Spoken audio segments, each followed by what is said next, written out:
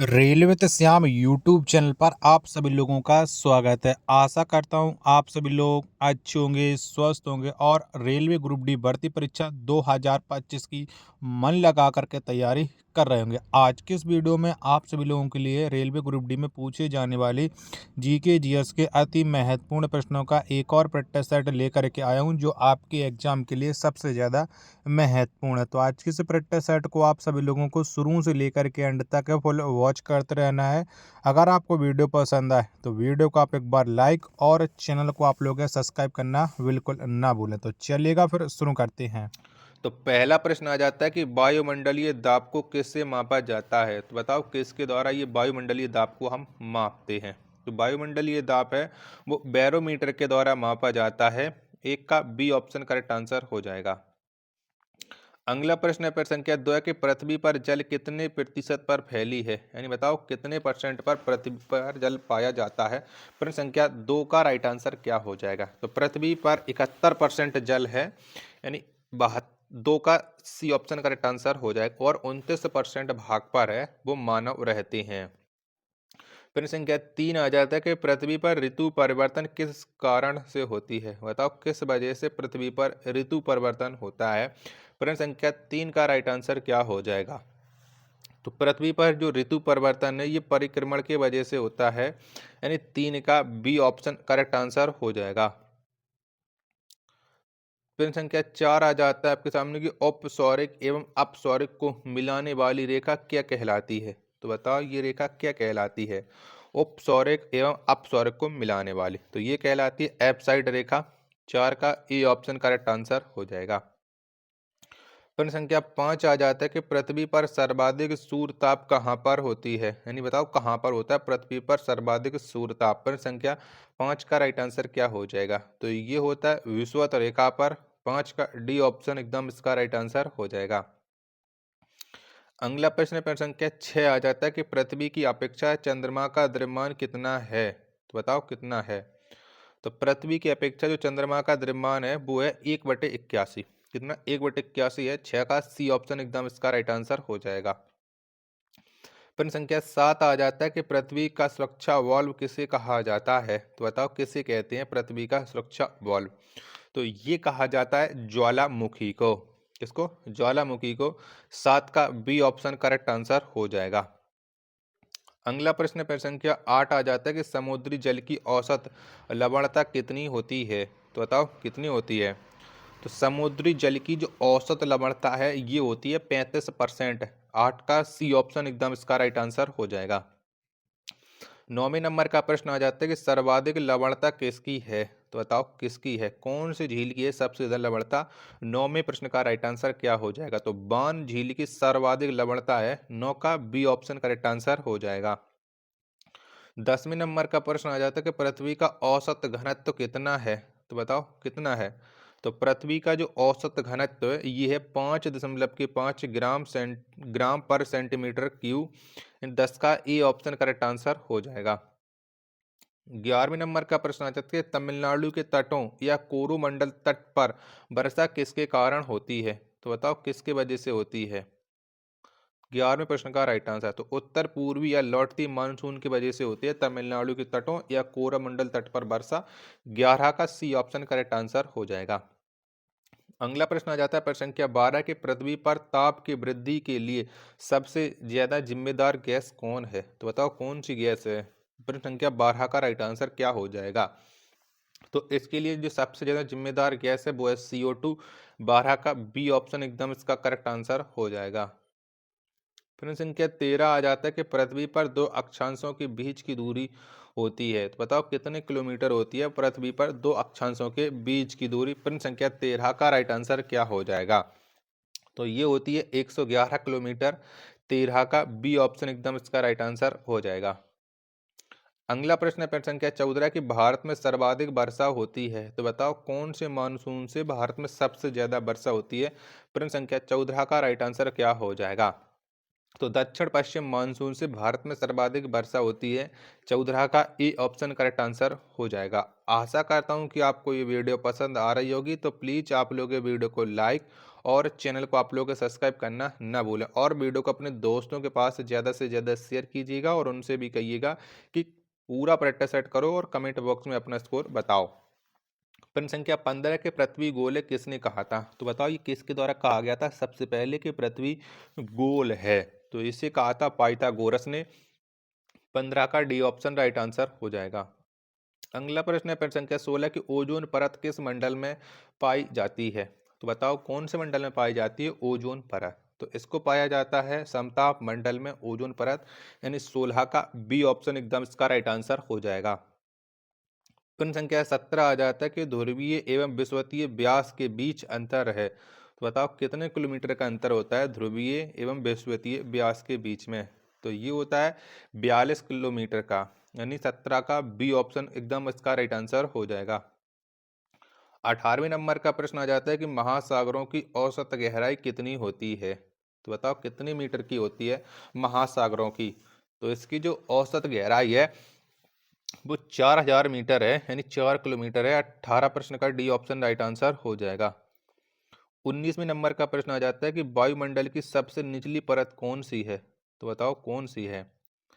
तो वायुमंडल की जो सबसे निचली परत है वो है क्षोभ मंडल। 19वें प्रश्न का ए ऑप्शन करेक्ट आंसर हो जाएगा। प्रश्न संख्या 20 आ जाता है कि पृथ्वी किस दिशा में घूम रही है? तो बताओ कौन सी दिशा में घूम रही है पृथ्वी? प्रश्न संख्या 20 का राइट आंसर क्या हो जाएगा? तो पृथ्वी पश्चिम से पूर्व में घूम रही है। 20 का ए ऑप्शन करेक्ट आंसर हो जाएगा। 21वें नंबर का प्रश्न आ जाता है कि पृथ्वी को अक्ष पर घुमाने की क्रिया कहलाती है। तो बताओ क्या कहा जाता है पृथ्वी को अपने अक्ष पर घुमाने की क्रिया? तो ये कहलाती है परिभ्रमण। क्या? परिभ्रमण। 21वें प्रश्न का बी ऑप्शन राइट आंसर हो जाएगा। चलिएगा अगला प्रश्न आ जाता है प्रश्न संख्या 22 है कि पृथ्वी पर दिन और रात होता है। तो बताओ किसके कारण पृथ्वी पर दिन और रात होती है? प्रश्न संख्या 22 में प्रश्न का राइट आंसर क्या हो जाएगा? तो ये घूर्णन या परिभ्रमण के कारण होती है पृथ्वी पर दिन रात। 22 में प्रश्न का ए ऑप्शन राइट आंसर हो जाएगा। अगला प्रश्न आ जाता है प्रश्न संख्या 23 कि दिन एवं रात बराबर होती है। तो बताओ कहाँ पर दिन और रात बराबर होते हैं? प्रश्न संख्या 23 का राइट आंसर क्या हो जाएगा? तो विषुवत रेखा पर होती हैं दिन एवं रात बराबर। 23 में प्रश्न का ए ऑप्शन करेक्ट आंसर हो जाएगा। 24वें नंबर का प्रश्न आ जाता है कि भूपटल पर O2 की प्रतिशत मात्रा कितनी है? तो बताओ कितनी है? तो भूपटल पर जो O2 की प्रतिशत मात्रा है वो है 46.6%। 24 का ए ऑप्शन राइट आंसर हो जाएगा। नेक्स्ट प्रश्न आ जाता है प्रश्न संख्या 25 अंतर्राष्ट्रीय तिथि रेखा कहलाती है। तो बताओ क्या कहलाती है अंतर्राष्ट्रीय तिथि रेखा? प्रश्न संख्या 25 का राइट आंसर। तो ये 180 डिग्री देशांतर रेखा कहलाती है, यानी 25 का डी ऑप्शन करेक्ट आंसर हो जाएगा। नेक्स्ट प्रश्न है प्रश्न संख्या 26 से कि भारत का मानक समय कहलाती है। तो बताओ क्या है भारत का मानक समय? 26वें प्रश्न का राइट आंसर। तो ये 82.5 डिग्री पूर्वी देशांतर रेखा है। 26 का बी ऑप्शन एकदम इसका राइट आंसर हो जाएगा। नेक्स्ट प्रश्न है प्रश्न संख्या 27 की भूपटल में प्रचुर मात्रा में पाया जाने वाला तत्व है। तो बताओ कौन सा तत्व है जो भूपटल पर सबसे ज्यादा पाया जाता है? प्रश्न संख्या 27 का राइट आंसर क्या हो जाएगा? तो मैग्नीशियम पाया जाता है। 27 का डी ऑप्शन देने वाले सभी लोगों का एकदम इसका करेक्ट आंसर हो जाएगा। चलिएगा प्रश्न संख्या 28 आ जाता है आपके सामने कि जब तक आप लोग वीडियो को लाइक और चैनल को आप लोग सब्सक्राइब करना बिल्कुल ना भूलें, और वीडियो को अपने दोस्तों के पास ज़्यादा से ज़्यादा शेयर कर दीजिएगा, जिससे वो भी लोग हमारे साथ जुड़ जाएं और उन्हें भी अपनी तैयारी का मौका मिल पाए। तो 28वां प्रश्न है कि विषुवत रेखा पर दो देशांतरों के बीच अधिकतम दूरी कितनी होती है? बताओ कितनी होती है? तो अधिकतम दूरी होती है 111.32 किलोमीटर। 28 का सी ऑप्शन करेक्ट आंसर हो जाएगा। 29वें नंबर का प्रश्न आ जाता है कि समान खारेपन वाले स्थानों को मिलाकर खींची गई रेखा क्या कहलाती है? तो बताओ ये क्या कहलाती है? जब तक मैं आपको प्रश्न संख्या 29 की आंसर बता रहा हूँ, ऑप्शन दिखा रहा हूँ, तब तक आप लोग इसे शेयर कर दीजिएगा। तो बताओ चारों ऑप्शन है प्रश्न संख्या 29 की आपकी स्क्रीन पर शो हो रहे हैं। तो ये रेखा कहलाती है आइसोहेलेन। डी ऑप्शन राइट आंसर हो जाएगा। प्रश्न संख्या 30 आ जाते हैं कि दो देशांतर रेखाओं की बीच की दूरी है। तो बताओ कौन सी है दो देशांतर रेखाओं के बीच की दूरी। प्रश्न संख्या 30 का राइट आंसर, तो इसे कहा जाता है गोरे।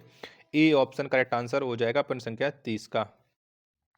अगला प्रश्न प्रश्न संख्या 31 आ जाता है कि पृथ्वी पर ऊर्जा का मूल स्रोत क्या है, तो बताओ क्या है।